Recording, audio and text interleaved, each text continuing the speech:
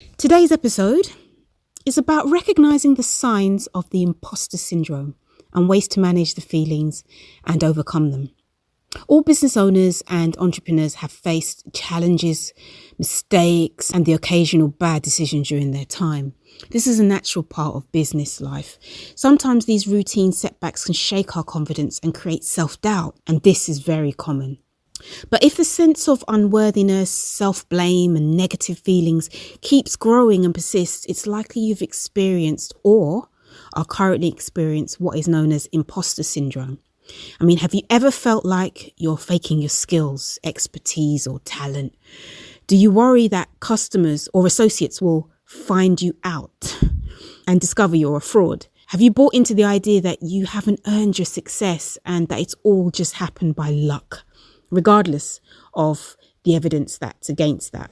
Questioning your ability can eat away at your confidence, limit your opportunities and leave you exhausted. And this can have a damaging effect on your business performance and stop you from reaching your full potential. Imposter syndrome does not discriminate. It affects people from all walks of life at every level of success. The good news is that there is a way to navigate these feelings and enjoy your success, as we will unpack in today's episode. Welcome to the Elevate Your World podcast. This podcast is for anyone who wants to take their business to the next level. Each episode tackles a topic relevant to entrepreneurs and those looking to start a business. I share tips and tricks on how you can grow your business, find success, and elevate your life. I am your host, Jules. Do you suffer from a suspicion you might be a big fraud and everyone's going to find out? This is something that has affected me personally for years in my career and as a business owner. I didn't fully understand it until I stumbled upon a YouTube video about this some years ago, maybe 8-9 years ago. And it's natural to sometimes feel inadequate, but you could be suffering from something much more serious known as imposter syndrome. Now, what is imposter syndrome? It's the internal belief that you're not as competent as others think you are, and it manifests itself when people give you praise or positive feedback. You might feel undeserving, even though all the evidence suggests that you're highly skilled. At its worst, you might feel like a fraud. The concept was first coined in the 1970s by psychologists to describe an experience often felt by athletes and business executives. They discovered that even the most recognized individuals often failed to understand their worth, which could cause performance problems. And imposter syndrome can cause a great deal of damage to your work, career, your personal life, relationships. So it's important to recognize the signs early and take action to stop it. Right, so I'm going to give you 5 signs. There's many signs, but just 5 today that will help you recognize it in yourself or for a friend. Right, the first one, minimizing your achievements. Right, people with imposter syndrome truly believe their achievements are not a big deal. When someone praises you, you instinctively rebuke it and deep down truly don't believe that you're deserving of those praises. You may automatically point out the contributions of others to minimize what you did or change the subject or just, brush it off. Second sign, blaming it on luck. People with imposter syndrome attribute their accomplishments to luck, funny enough, and they overstate the role of chance that plays in their lives, missing completely the skill, the hard work, the talent that really made it happen. 3, high standards of success. You may set impossibly high standards of success for yourself. I'm putting my hand up here. And then feel that you don't deserve to achieve it. One way to tell if this is an issue is to determine whether you feel fear or anxiety when you think about the goals you want to reach. This is a symptom of perfectionism that's often at the core of imposter syndrome. I have a podcast episode about perfectionism if you want to check that out. 4, the fear of not measuring up.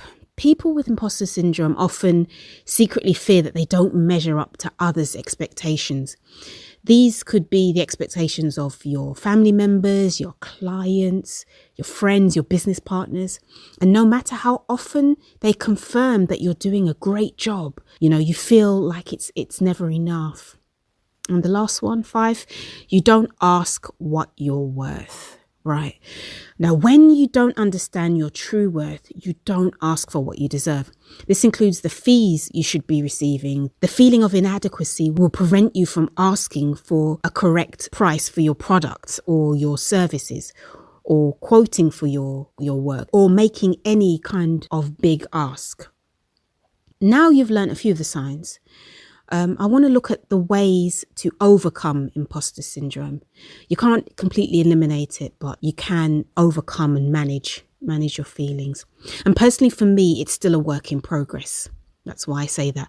But I'm much more in control than I was about 8 years ago, definitely. And the following tips I'm about to share have helped me over the years. And just to put out a disclaimer, these are not overnight solutions. These do take time, and you need to work on them. Okay, number 1, recognize the signs, which we've just run through some of the signs. Pay attention to your words, actions, and interrogate those feelings that arise. Ask yourself, where are they coming from and why? 2, fight with facts. Now, the negative feelings you feel aren't based on reality. That's for sure. Looking at the facts can help. Gather evidence that shows how much progress you've made and how much you've achieved. Then surround yourself with it when you need that gentle reminder. 3, share your feelings. You're not alone. Hopefully this episode is making you realize that you're not alone in feeling the way that you do. And reach out to others who think themselves inadequate and share your feelings. This will help put things into perspective. 4, learn not to compare. Imposter feelings often arise from comparing ourselves to others. Remember that all of us are different and we all have our own journeys, our own paths to walk. So avoid at all costs comparing yourself to anyone else. Number 5, celebrate your successes. If you suffer from imposter syndrome, you're focusing on your failures and shortcomings rather than your successes. So remind yourself of the exceptional things you've achieved. And this is not about bragging or, I know it's always said you have to be humble, stay humble and things like that. But it's not bragging to just acknowledge, that your success, to say, yes, I have achieved this. 6, list your strengths. Make a list of your skills, your qualifications, your experiences, your natural strengths and abilities, and use this list to boost your confidence whenever you need a quick pick-me-up. 7, switch the negative to positive. We often have negative self-talk driving our feelings of insecurity. So recognize that negative self-talk and replace it with something positive. 8, reframe failure. Now, what does failure mean to you? Reframe it so that it's not something bad, but a valuable learning experience. 9, visualize success.